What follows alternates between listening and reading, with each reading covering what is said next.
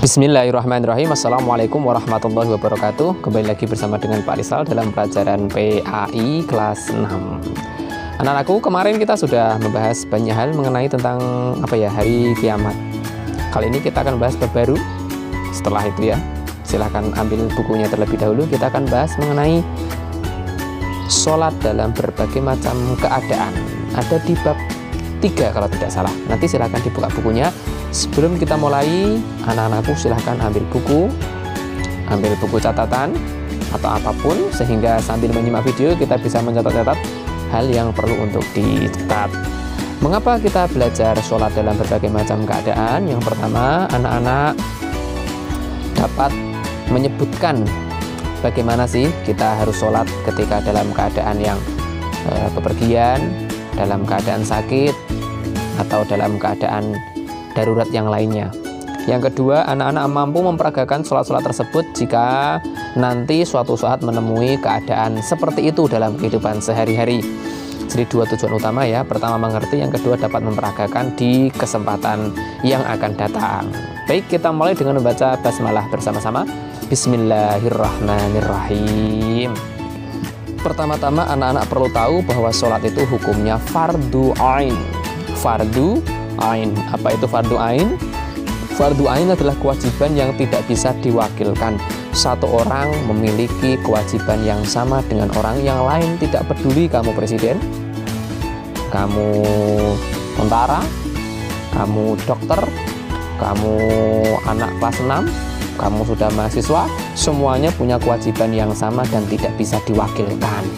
Tidak bisa itu orang lagi tidur gitu dibangunin, nak bangun, nak sholat subuh gitu. Pak, aku titip aja Pak, nggak mau aku bangun subuh.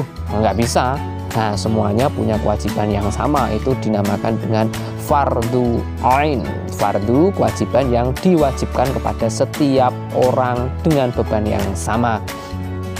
Karena dia fardu ain, maka sholat itu tidak bisa ditinggalkan dengan alasan apapun. Selama kepala atau otak masih berjalan, masih berfungsi, masih berakal, maka kita wajib melaksanakan sholat. Sebab apa? Kembali lagi tadi, hukumnya fardu ain.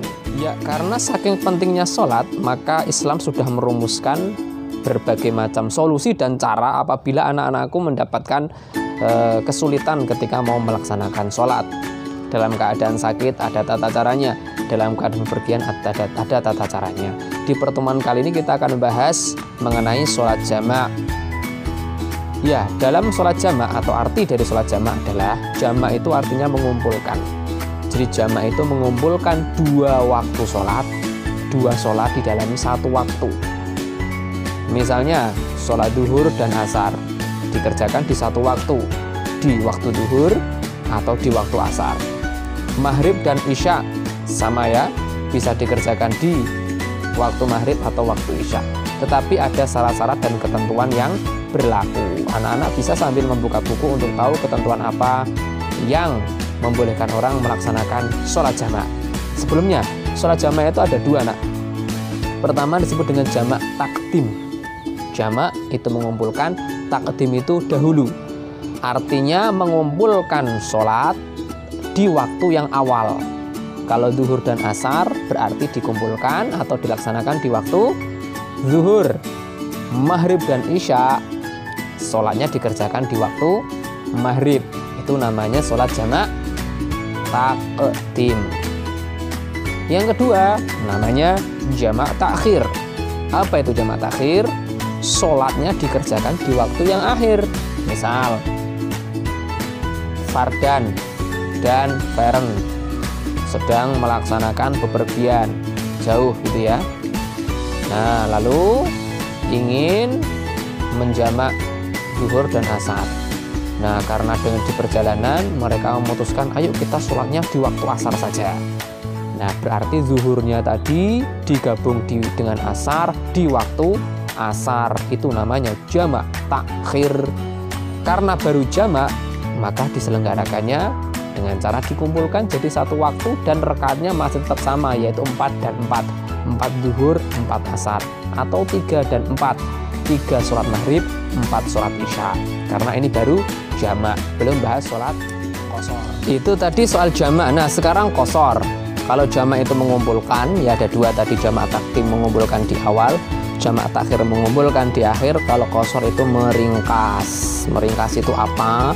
Yang tadinya 4 rakaat menjadi 2. Yang tadinya 3 rakaat menjadi tidak bisa. 3 rakaat tidak bisa jadi 1,5 ya, tidak bisa. Yang 2 rakaat juga tidak bisa menjadi 1 rakaat, nggak bisa. Jadi hanya sholat yang punya 4 rakaat saja.